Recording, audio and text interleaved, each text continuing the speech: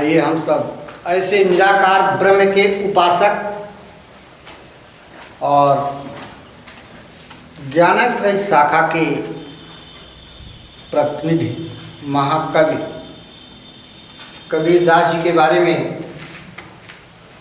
कुछ जाने और उनके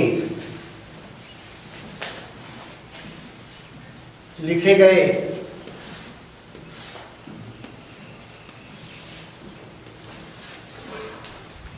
कविताओं के बारे में कुछ समझेंगे। इन्होंने एक ही पद की रचना की है। पद तो बहुत किए हैं, लेकिन एक ही ग्रंथ की रचना की है जिसका नाम है बीजक। और उन्हीं बीजक से ही 3 शाखाएं निकली हैं, साखी, सबद, रमणी। साखी का अर्थ होता है साक्षी, साक्षी यानी गवाह। सबद का अर्थ होता है सत्य और रमणी का अर्थ होता है रामायण। तो साखी पद आपके कोर्स में है, 9th में है। इन्होंने अपने गुरु की वंदना सर्वप्रथम की है। जब हम सब किसी कार्य का प्रारंभ करते हैं तो अपने इष्ट देवता की वंदना करते हैं या अपने गुरु की वंदना करते हैं।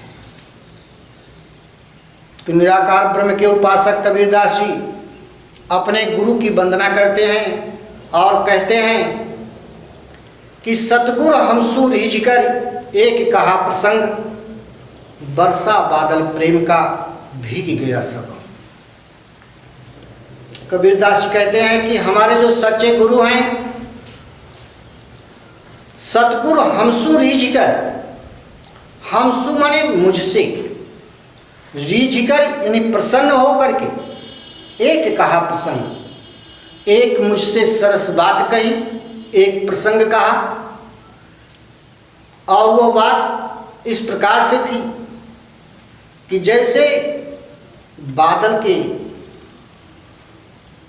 बरसने से समस्त अंग अंग भीग जाते हैं, ऐसे ही हमारे सच्चे गुरु मुझसे जो बातें कही उससे हमारे शरीर के प्रत्येक रोम रोम प्रेम से, प्रेम रूपी जल से भीग गए, जिससे मुझे हर्ष हुआ। यही कबीरदास जी अपने प्रथम दोहे में लिखा है। इसके बाद कबीरदास जी अपने गुरु को गुरुदक्षिणा के रूप में कुछ देना चाहते हैं। वैसे तो अपने गुरु को गुरुदक्षिणा अवश्य देना चाहिए। मुफ्त में, फ्री में विद्याध्ययन, ज्ञानार्जन नहीं करना चाहिए। इससे होता क्या है कि जीवन सफल नहीं होता। लेकिन कबीरदास जी अपने गुरु को गुरुदक्षिणा के रूप में कुछ देना चाहते हैं, परंतु उनके गुरु ने उन्हें जो ज्ञान दिया है उस ज्ञान के बराबर गुरुदक्षिणा में देने के लिए उनके पास कुछ भी नहीं है। उन्होंने दोहे के माध्यम से लिखा है कि राम नाम के पट तरे देवों को कछु नाही, क्या लय गुरु संतोषिए हंस रही मन माही। कबीरदास जी कहते हैं कि राम नाम के पट तरे, राम के नाम के समतुल्य, समकक्ष या बराबर देवों को कछु नहीं, मेरे पास देने के लिए कुछ नहीं। क्योंकि उनके गुरु ने कबीरदास जी को जो ज्ञान दिया है उस ज्ञान के बराबर इस संसार में कोई वस्तु है नहीं कबीरदास जी लिखते हैं दोहे में कि राम के नाम के बराबर, राम के नाम के समकक्ष समतुल्य मेरे पास देने के लिए कुछ भी नहीं है, जो मुझे ज्ञान मेरे गुरु ने मुझको दिया है। राम नाम के पट तरे देवों को कछु नहीं, क्या लय गुरु संतोषिए, मैं अपने गुरु को क्या दे करके संतोष कर हंस रही मन मान। हंस माने अभिलाषा, इच्छा, अभिषिक्त, ये मेरे मन में बना हुआ है कि मैं अपने गुरु को क्या दे करके संतोष करूं। और संतोष तभी होता है, आत्म शांति तभी मिलती है कि जब हम किसी वस्तु के बदले में किसी वस्तु को दे दें। तो कबीरदास जी अपने गुरु को उस ज्ञान के बराबर वस्तु देना चाहते हैं, लेकिन इस संसार में कोई वस्तु है नहीं। इसके बाद अगले दोहे में इन्होंने लिखा है कि ज्ञान प्रकाशा गुरु मिला सो जिन भी सर जाए, और जब गोविंद कृपा करी तब गुरु मिलिया आए। कबीरदास जी कहते हैं कि जब गोविंद कृपा करता है, प्रभु कृपा करता है, तभी सच्चे और अच्छे गुरु मिलते हैं। जब गोविंद कृपा करी तब गुरु मिलिया आए। जब प्रभु की कृपा होती है तभी सच्चे और अच्छे गुरु मिलते हैं, और जब सच्चे और अच्छे गुरु मिलते हैं तभी हृदय में ज्ञान का प्रकाश होता है, अंतःकरण में ज्ञान का प्रकाश होता है, और जो अज्ञानता रूपी अंधकार होता है वो नष्ट हो जाता है।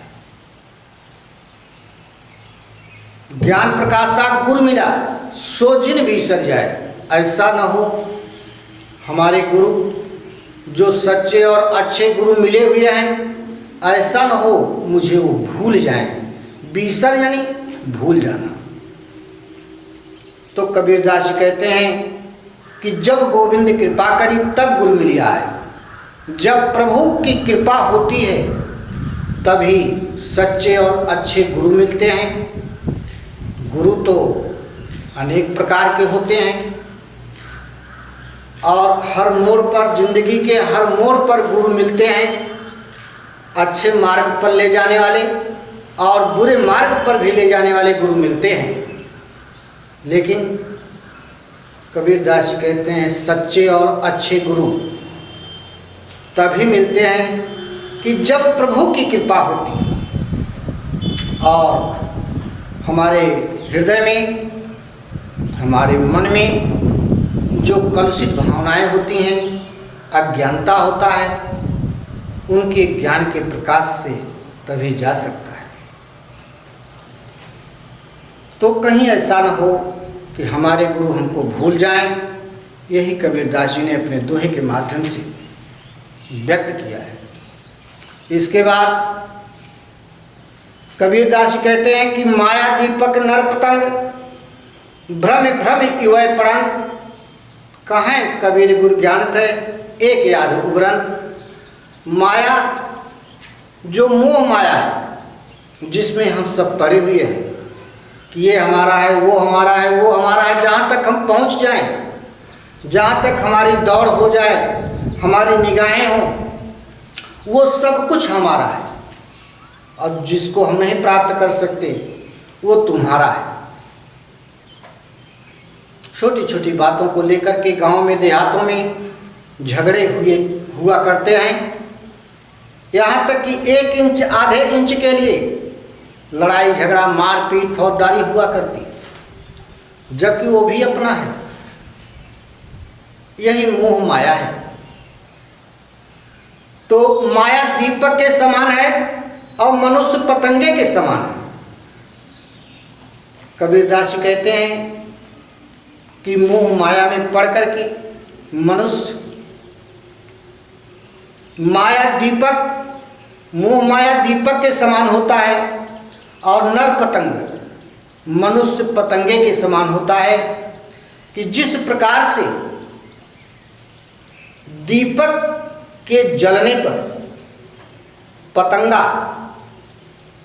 उसके चारों ओर घूम घूम करके अपनी जीवन लीला समाप्त कर देता है, उसी प्रकार से मनुष्य इस मोह माया में पड़ करके अपनी जीवन लीला समाप्त कर देता है और ईश्वर का स्मरण करना भूल जाता है। तो माया दीपक नर पतंग भ्रम भ्रम युवे परंत, कबीरदास जी कहते हैं कि मोह माया में पड़ करके मनुष्य पतंगे की भांति अपनी जीवन लीला समाप्त कर देता है।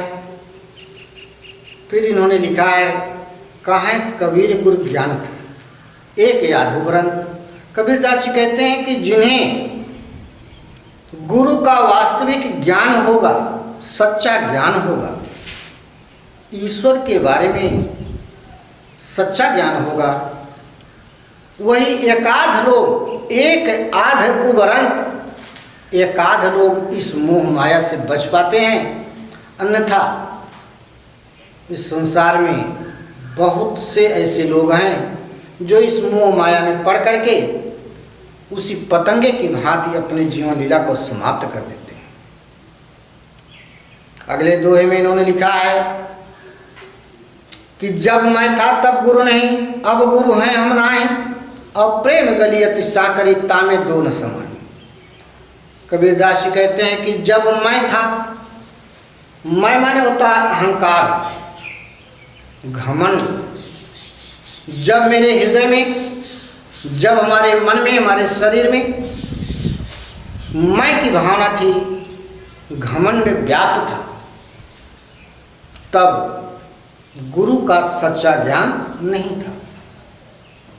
अब गुरु हैं हम नाहीं, अब गुरु का वास्तविक ज्ञान हो चुका है। जहाँ अंधकार होता है वहाँ प्रकाश ले जाने की आवश्यकता होती है, और जहाँ प्रकाश होता है वहाँ अंधकार स्वतः नष्ट हो जाते हैं। तो जब मैं था तब गुरु नहीं, कबीरदास जी कहते हैं कि जब मेरे अंदर अहंकार की भावना थी तब गुरु का सच्चा ज्ञान नहीं मालूम था, ज्ञात नहीं था। अब गुरु हैं हम नाहीं, अब वास्तविक गुरु का ज्ञान हो चुका है। अब मेरे अंदर अहंकार की भावनाएं नष्ट हो चुकी हैं। तो प्रेम गलियत साकरी तामे दो न समाई। ये जो हृदय के मार्ग हैं, मन मस्तिष्क के जो मार्ग हैं, रास्ते हैं, इसमें एक साथ दो वस्तुएं समाहित नहीं हो सकती। जहाँ ज्ञान होगा वहाँ अहंकार नहीं होगा, या तो ज्ञान अधूरा होगा। जहाँ अधूरा ज्ञान होता है वहाँ अहंकार होता है, और जहाँ वास्तविक ज्ञान और सच्चा ज्ञान होता है, पूर्ण रूपेण ज्ञान होता है, वहाँ अहंकार नहीं होता। तो प्रेम गलियत साकरी तामे दो न समाई। कबीरदास जी कहते हैं कि ये हृदय के जो मार्ग हैं ये बहुत ही सकरा है। मन मस्तिष्क के जो मार्ग हैं बहुत ही सकरे हैं। इसमें एक साथ दो वस्तुएं समायोजित नहीं हो सकती। जहाँ ज्ञान होगा वहाँ अहंकार नहीं होगा, और जहाँ अहंकार होगा वहाँ ज्ञान कदापि नहीं होगा। तो कबीरदास जी कहते हैं कि मेरे हृदय में गुरु के दिए हुए ज्ञान से अब ज्ञानार्जन हो चुका है, जो प्रकाश के स्वरूप है, और जो अंधकार था, जो अज्ञानता रूपी अंधकार था, वो नष्ट हो चुके हैं। इसके बाद अगले दोहे में उन्होंने लिखा है कि भगत भजन हरि नाम है दूजा दुख अपार। भगत माने भक्तों के लिए, भजन कीर्तन प्रार्थना वंदना अर्चना, भगत भजन हरि नाम है दूजा दुख अपार। एक भक्त के लिए ईश्वर का स्मरण ही, ईश्वर का वंदन ही नौका के समान होता है। जैसे नदी को पार करने के लिए नौका की आवश्यकता पड़ती है, ऐसे ही इस संसार रूपी सागर को पार करने के लिए नौका की आवश्यकता पड़ती है। वो कौन सी नौका है? जो ईश्वर के स्मरण रूपी नौके की आवश्यकता पड़ती है। तो एक भक्त के लिए ईश्वर का भजन ही नौका के समान है। भगत भजन हरि नाम है दूजा दुख अपार। और जिस भौतिक सुख को हम अपना सुख समझते हैं, ये सब अपार कष्ट के समान है, जिसमें हम सब प्रसन्न रहते हैं। बंगला है, गाड़ी है, नौकर हैं, तो अच्छे अच्छे भोजन हैं, अच्छे अच्छे वस्त्र हैं, तो ये सब ईश्वर के भक्तों के लिए, भगवान के भक्तों के लिए अपार कष्ट के समान है। और इसके बाद ईश्वर का भजन कैसे करना चाहिए? मनसा वाचा कर्म, मन से, वाणी से और कर्म से ईश्वर का स्मरण करना चाहिए। ईश्वर का स्मरण करने के लिए, उनका वंदन करने के लिए, प्रार्थना करने के लिए सच्चे मन से उनकी प्रार्थना करनी चाहिए और शुद्ध वाणी से, पवित्र वाणी से करनी चाहिए और कर्म से करना चाहिए, सत्कर्म से करना चाहिए। तमाम ऐसे भक्त हैं कि पूजा करेंगे 1 घंटे तक, वंदन करेंगे 2 घंटे तक, ऐसे ऐसे 1 घंटे 2 घंटे तक करते रहेंगे, लेकिन उससे कोई लाभ नहीं। 5 मिनट 5 सेकेंड आप मन से, वाणी से और कर्म से ईश्वर की वंदना कीजिए, तो 1 घंटे और 2 घंटे के बराबर है। इसके बाद कबीरदास जी अपने अगले दोहे में लिखा है कि कबीर चित्त चमंकियाँ 34 लागी लाई, हर सुमिरन हाथों घड़ा बेगे ले उठाए। कबीरदास जी कहते हैं हमारे हृदय से एक ज्योतिपुंज निकला। मैंने देखा कि 34 लागी लाए, चारों दिशाओं में अज्ञानता रूपी आग लगी हुई है। मैंने देखा, चूँकि ज्योतिपुंज होता है, जो साधक होते हैं जब वो आंखें मूंदते हैं और अपने उस साधना के द्वारा, अपने तपस्या के द्वारा देखते हैं कि चारों दिशाओं में अज्ञानता रूपी आग लगी हुई है, तो उस अज्ञानता रूपी आग को बुझाने के लिए किसकी आवश्यकता पड़ेगी? ज्ञान रूपी जल की आवश्यकता है। ऐसे माचिस से आग लग जाएगी तो साधारण जल की आवश्यकता पड़ेगी, लेकिन चारों दिशाओं में अज्ञानता रूपी आग लगी हुई है। कबीर चित्त चमंकियाँ 34 लागी लाई, चारों दिशाओं में अज्ञानता रूपी आग लगी हुई है, तो उस अज्ञानता रूपी अग्नि को बुझाने के लिए हर सुमिरन हाथों घड़ा बेगे लिए बुझाइए। ईश्वर के स्मरण रूपी घड़े को ले जाओ और बेग माने तुरंत, फौरन उस अज्ञानता रूपी अग्नि को बुझा दो। तो ज्ञान रूपी घड़े को ले जाओ, ईश्वर के स्मरण रूपी घड़े को ले जाओ और उस अज्ञानता रूपी अग्नि को बुझाओ। इसके बाद कबीरदास कहते हैं कि अंखड़ियाँ झाई पड़ी पंथ निहार निहार और जी भरियाँ छाला पड़ा राम पुकार पुकार।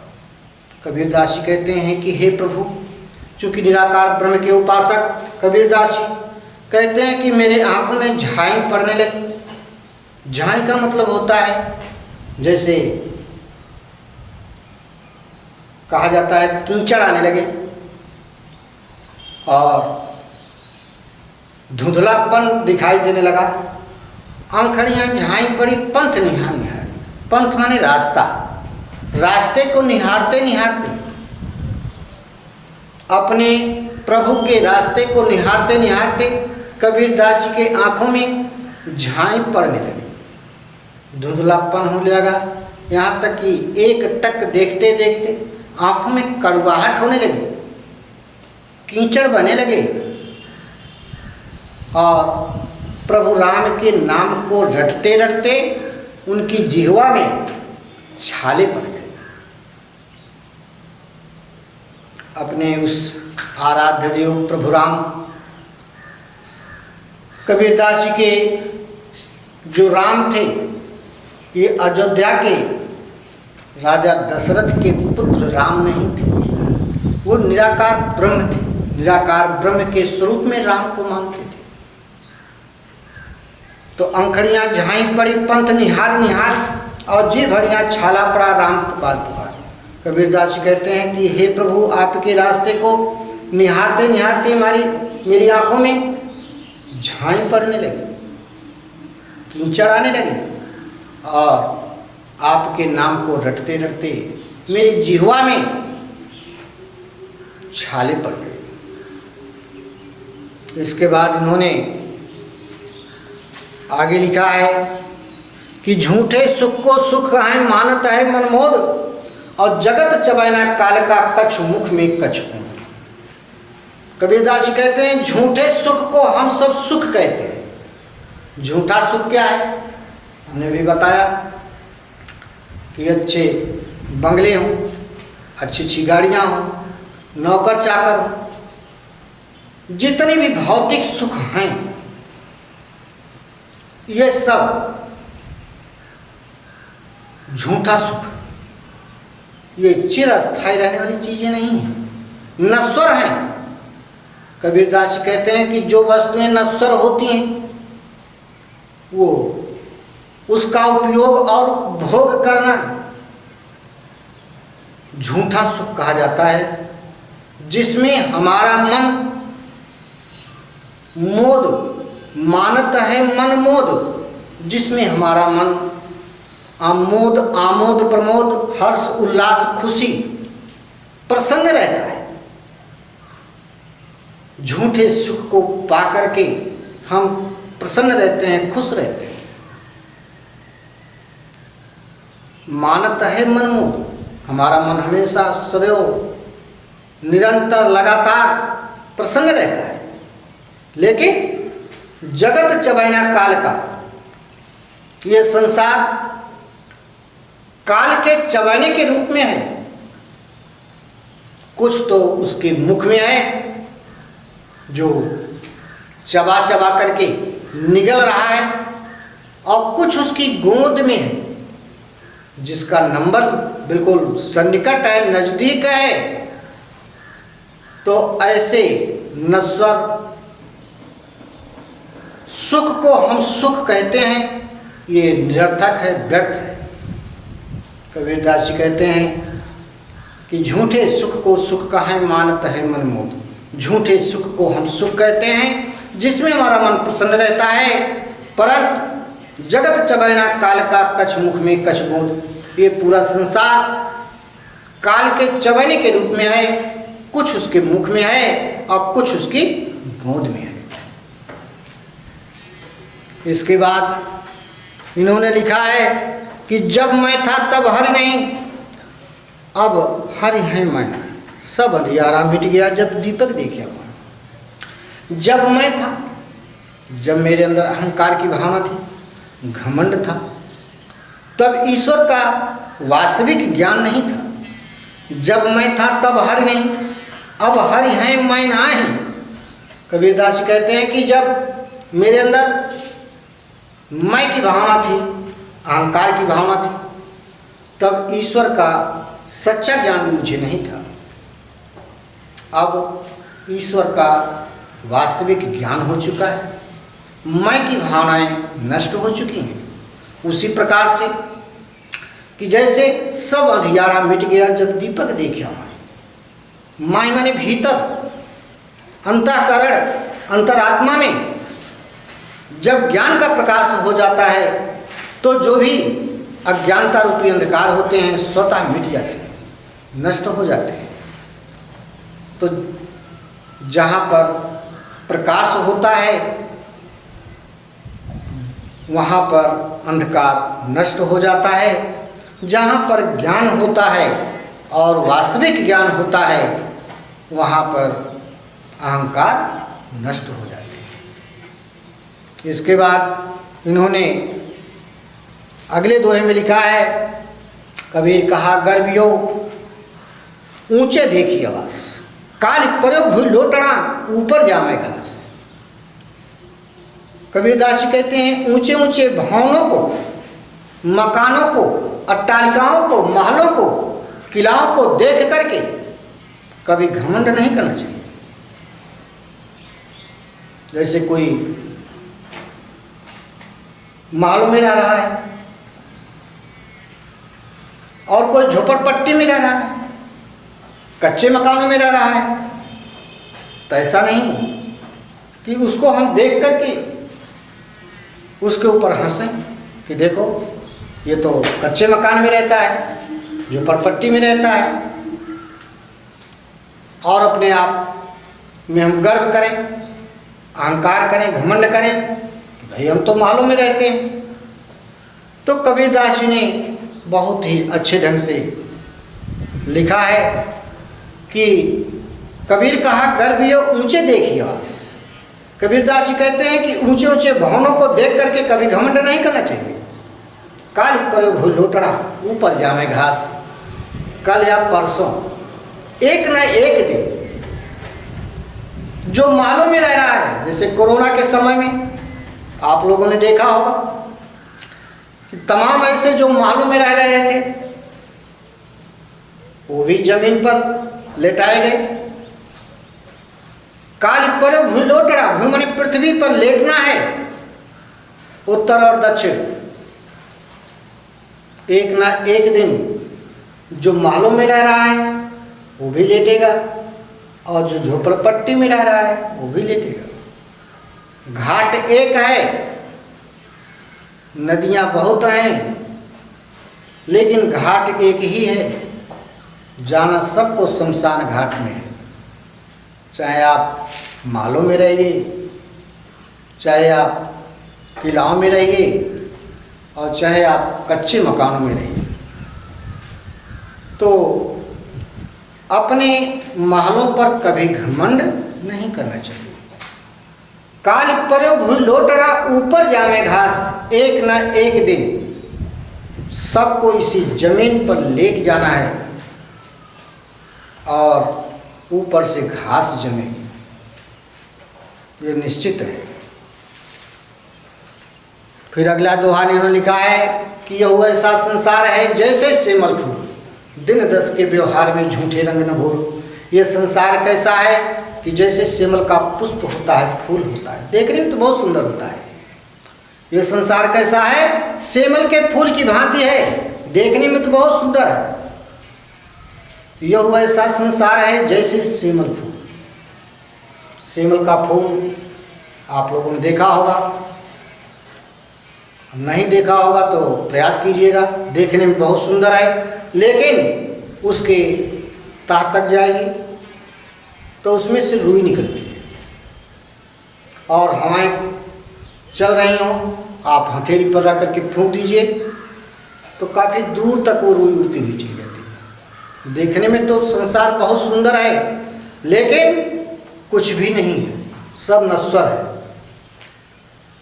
सुनामी लहर की भांति कोई लहर आ जाएगी तो जो भी सुंदरता है सब नष्ट हो जाएगा।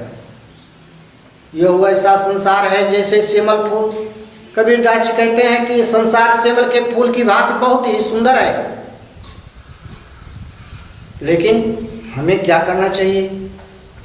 दिन 10 के व्यवहार में जो हम लोगों का अल्प आयु मिला हुआ है, ऐसा नहीं कि हम मान करके चले कि हम कबीरदास जी की तरह 120 वर्षों तक जीवित रहेंगे। ऐसा कुछ भी नहीं है। जो हम लोगों के लिए अल्प आयु मिला हुआ है, थोड़ा समय के लिए ये जीवन मिला हुआ है, किसके जीवन की कब शाम हो जाए ये कुछ पता नहीं। जितनी सांसें वहाँ से हम लोगों के लिए मिली है, उतनी सांसें हम सब ले सकते हैं, और उससे न तो एक कम और न एक ज़्यादा। न तो कम हो सकता है न ज़्यादा हो सकता है। तो 10 दिन का जो जीवन मिला है, यानी अल्प आयु मिला है, थोड़े समय के लिए जो जीवन मिला है, इसमें झूठ, बेईमानी, फरेब ये सब नहीं करना चाहिए। झूठे रंग उपदेश देते हैं पूरे समाज के लिए, लेकिन कोई मानने को तैयार हो तब ना। और जो मान लेता है वही सुखमय जीवन व्यतीत करता है, और जो नहीं मानता वो सदैव परेशान रहता है। इसके बाद यह अवसर चेता नहीं पशु जो पाली दें। कबीरदास जी कहते हैं जो मनुष्य का शरीर है बहुत ही दुर्लभ शरीर है।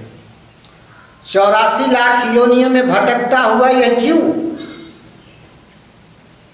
एक बार मनुष्य का शरीर धारण करता है। 84 लाख बार ये जन्म लेता है और मृत्यु को प्राप्त होता है, तब एक बार मनुष्य का शरीर प्राप्त करता है।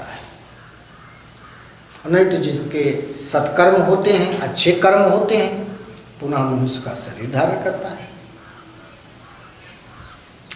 तो कबीरदास जी ने लिखा है कि यह अवसर चेत्या नहीं पशु जो पाली दे। मनुष्य के शरीर को पाने के उपरांत भी यदि तुम्हारे अंदर चेतना नहीं जागृत हुई और पशुओं की तरह शरीर को पालते रहे, राम नाम जाने नहीं अंत पड़े मुखी, और राम के नाम को नहीं जाना, ईश्वर के नाम का स्मरण नहीं किया, जीवन भर प्रार्थना नहीं की, तो निश्चित रूप से एक ना एक दिन गाड़े जाओगे मिट्टी के अंदर, मुख में मिट्टी जाएगी, धूल जाएगी, और जलाए जाओगे तो राख जाएगी, नष्ट हो जाएगा। ये नश्वर शरीर है, इस पर कभी घमंड नहीं करना चाहिए। तो राम के नाम का स्मरण सुबह उठते समय ईश्वर के नाम का स्मरण कीजिए। एक बार मुख से राम निकाल दीजिए मुख से, तो सारे कष्ट दूर हो जाएंगे। और शाम को सोते समय राम का अर्थ यही है कि रा कहने से मुख खुल जाते हैं, हमारे हृदय में जो विकार होते हैं निकल जाते हैं, और माँ कहने से मुख बंद हो जाते हैं, तो निकला हुआ विकार वापस नहीं आता है। वही राम नाम की सिद्धि है, प्राप्ति है। तो एक बार आप प्रातःकालीन उठने पर राम का नाम लीजिए, और शाम को सोने से पहले राम का स्मरण कीजिए, राम के नाम को लीजिए, तो निश्चित रूप से सारे कष्ट स्वतः दूर हो जाएंगे। तो इसके बाद अगला इन्होंने लिखा है, यह तन कांचा कुंभ है लिया फिरा था साथ। यह शरीर कुम्हार के कच्चे घड़े के समान है। यह तन कांचा कुंभ है लिया फिरा था साथ, जो हम सब लेकर के इधर उधर फिर रहे हैं, टहल रहे हैं, घूम रहे हैं, दौड़ रहे हैं। यह तन कांचा कुंभ है। कुंभ माने कुम्हार, तन माने शरीर, कांचा माने कच्चा। कुम्हार के कच्चे घड़े के समान ये शरीर है, जो हम सब इधर उधर लेकर के फिर रहे हैं। और डबका लगा, फूट गया कछुन आया हाथ, और थोड़ा सा एक धक्का लग जाता है किसी बुलोरो से, किसी ट्रक से, किसी डंपर से, थोड़ा से धक्का लग गया तो फूट जाता है, टूट जाता है, अब कुछ भी हाथ नहीं आता, प्राण निकल जाते हैं, पखेरु पड़े रहते हैं, पिंड केवल यहाँ पड़ा रहता है, शरीर मृत शरीर जो गात है वो पड़ी रहती है और प्राण निकल जाते हैं, कुछ भी हाथ नहीं आता है। तो हम अपने इस शरीर पर काहे को घमंड करें। आप लोगों ने देखा होगा कि बहुत से लोग हैं अपने शरीर पर ही घमंड करते हैं। तो कबीरदास जी ने एक दोहा अंतिम में लिख दिया है, अंतिम दोहा इनका। कबीर कहा गर्भियो देहि देखी सुरंग। कबीरदास जी कहते हैं कि अपने सुंदर शरीर को देख करके कभी घमंड नहीं करना चाहिए। देहि माने शरीर, देख माने देख करके, सुरंग माने सुंदर। अपने सुंदर शरीर को देख करके कभी घमंड नहीं करना चाहिए। कबीर कहा गर्भियो देहि देखी सुरंग और बिछड़िया मिलब्यो नहीं जो कांचली भुजंग। इस शरीर से जब एक बार प्राण निकल जाते हैं तो दोबारा इसमें प्रवेश नहीं करते, समाहित नहीं करते। उसी भांति कि जैसे सर्प के शरीर से एक बार जब केचुल निकल जाता है तो दोबारा उसमें प्रवेश नहीं करता, प्रवेश नहीं करता है। तो अपने सुंदर शरीर को देख करके कभी घमंड नहीं करना चाहिए। ये शरीर ईश्वर ने जो दिया है बहुत ही बहुमूल्य दिया है और दूसरों को लाभ पहुंचाने के लिए दिया है, हानि नहीं। और जो मोटे रहते हैं, तगड़े रहते हैं, ताकतवर होते हैं तो इसका दुरुपयोग करते हैं, यहाँ तक कि दूसरों को मारना, पीटना, कब्जा कर लेना उनकी एक नियत हो जाती है, उनकी एक आदत बन जाती है। तो कबीरदास जी ने जो भी उपदेश दिया है बहुत ही अच्छा दिया है। इसके बाद अगला पाठ दूसरे दिन पढ़ाया जाएगा।